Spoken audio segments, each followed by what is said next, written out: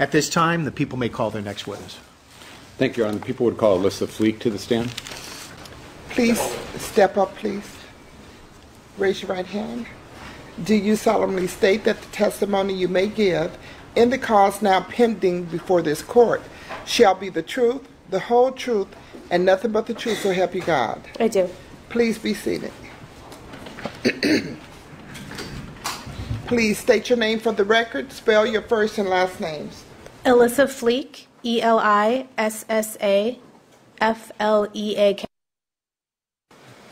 Good afternoon, Ms. Fleak. Good afternoon, Ms. Fleak. Hello. Where do you work? At the LA County Coroner. And how long have you worked with the LA County Coroner? For 8 years. And what is your position there? I am a coroner investigator. Okay, what is a coroner investigator? A coroner investigator performs death investigations to help determine the cause of death and the mode of death, homicide, suicide, or accident, or natural. Or what, I'm sorry? Or natural. Okay. And what are some of your responsibilities in fulfilling that role? A coroner investigator performs scene investigations in which you would do, we would perform external body exams of the deceased at the scene. We collect evidence, medical evidence, secure the person's property, notify the family, identify the body, and then complete a report for the pathologist or for the doctors that work in our office to then perform an autopsy and determine cause of death. Okay. So all these duties you've described are done with the goal of assisting the medical examiner in determining a cause of death? Correct. And how long have you been in this position as a coroner investigator? For 8 years. And were you working as a coroner investigator on June 25th, 2009? Yes. And on that day, did you learn through some means of the reported death of Michael Jackson, the decedent in this case? Yes, I did. And when you gained that information, did you respond to the UCLA Medical Center at 5:20 p.m. that day, June 25th, 2009? Yes. And what was your purpose in going to the UCLA Medical Center on that day?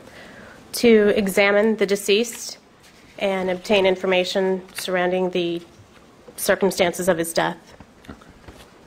Okay.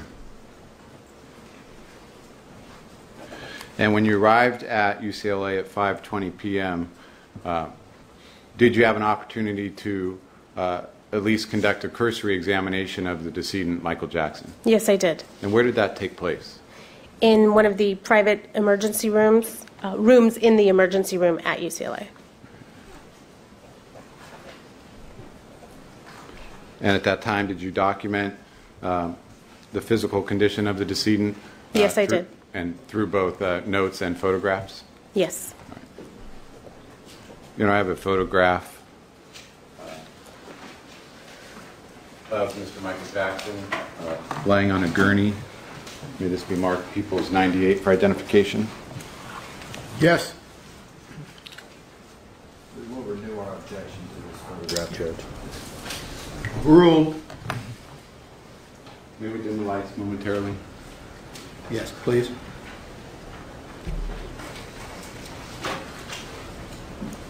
Ms. Fleak, looking at Peoples 98, is this a photograph you took of Mr. Jackson on June 25th in this private room you've described at UCLA? Yes, it is.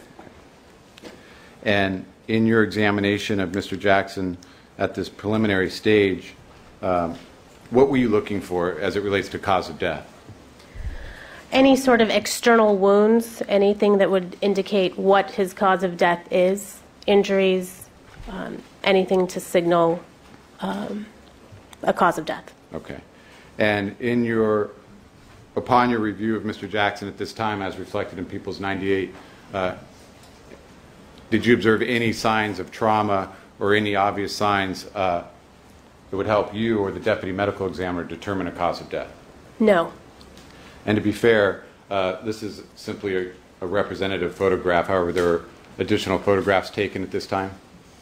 Correct. That was the initial photograph, the very first photograph I took when I first walked into the room and saw him. But Okay. And at that time, you observed the decedent in a clothed manner as depicted in People's 98, as well as in an unclothed manner? yes, Okay. And after making those observations, you concluded there was no obvious trauma or cause of death that you could ascertain? right. Okay. Exhibit's been removed.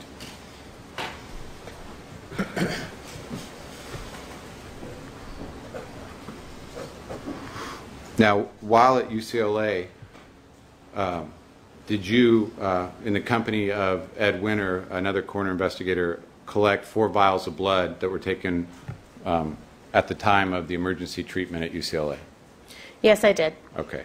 And you collected the 4 vials of blood taken from the decedent bearing a particular patient identification number? Yes, Okay. And that was 3975944? correct. Okay. And you took custody of those 4 vials of blood and subsequently turned them in to the coroner's office? Yes, I checked them into our laboratory. Okay. And that was for purposes of future toxicology testing? Yes,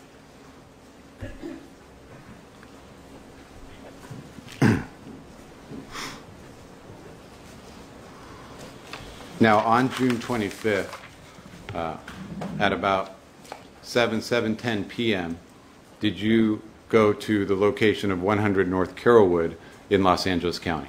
yes. Okay. And what was the purpose of you going to 100 North Carrollwood? To perform a scene investigation of where the person died. And that person being Michael Jackson? Yes,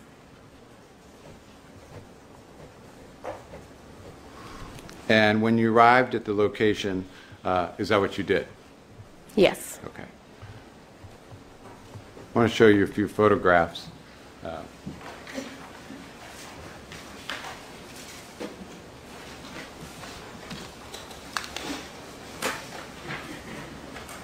Starting with some photographs that have already been moved into evidence. Equals 21 for identification. Do you recognize that as the bedroom, looking into the bedroom where the decedent died? Yes, Okay. And was this room the focus of your scene investigation when you went to the house on June 25th? yes, it was. And showing you People's 22 for identification. Do you recognize that as another view of the same room? Yes, And moving to People's 23. Do you recognize what is shown there, Ms. Fleak? yes, that is the bed where he was reportedly found, and the chair and tables next to the bed. Okay.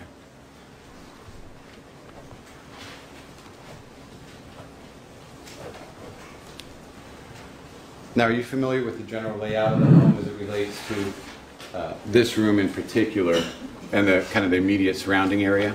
Yes, Okay. Showing you what was earlier marked People's 19 for identification. Do you recognize what is shown in this diagram?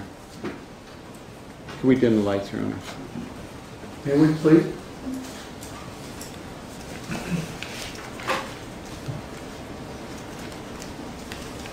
Do you see that, Ms. Fleak? yes, Okay, do you recognize what's shown there? I do.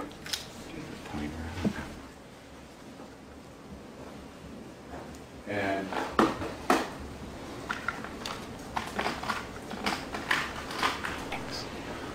looking at People's 19, do you recognize where I'm pointing here where it says second floor bedroom number 2? You recognize this white rectangular area as the bed that you had previously identified in the photographs? Yes, Okay. And there's a foyer coming into the bedroom, as well as a large closet on the diagram to the right of the bedroom, and then eventually leading into a bathroom. Is that accurate? yes, Okay. Looking at the diagram,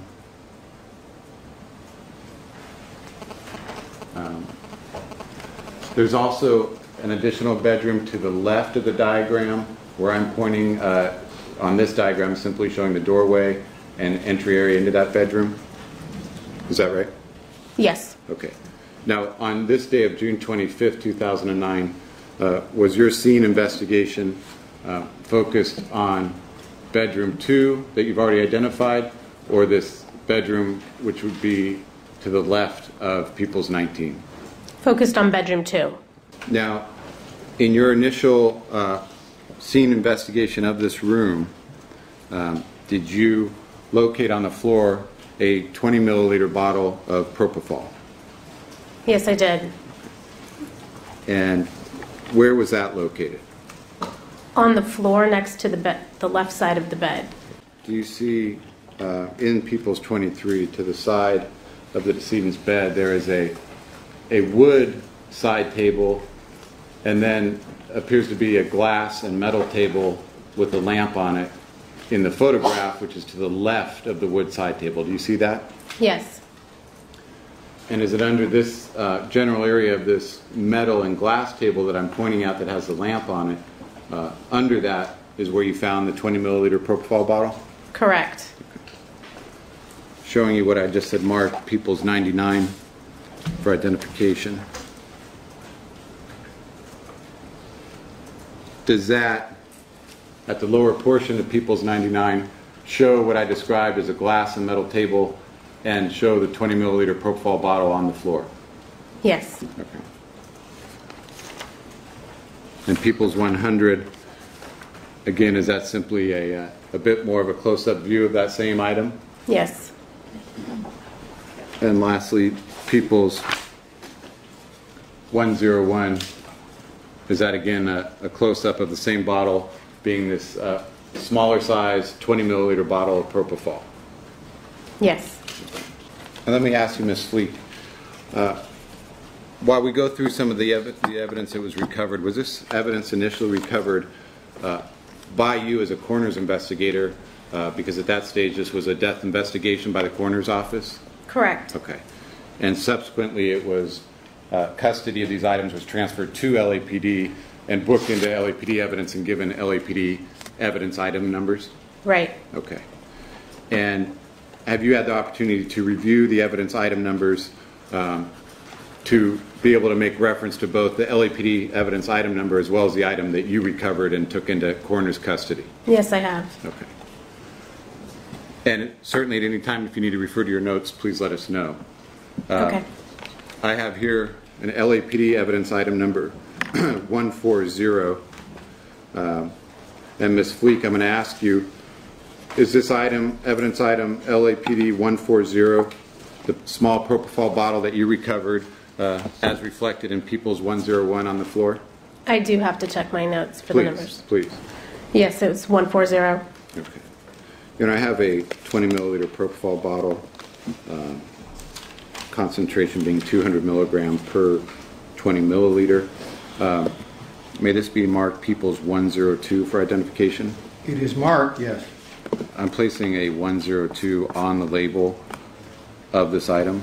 Ms. Fleak, showing you what is now People's 102. In your review of the notes and your review of what was recovered and compared to then what was booked with LAPD, this is the item then that was recovered from the floor? Yes, it is. Okay. And was it empty but for some drops of fluid as it is here today? Correct.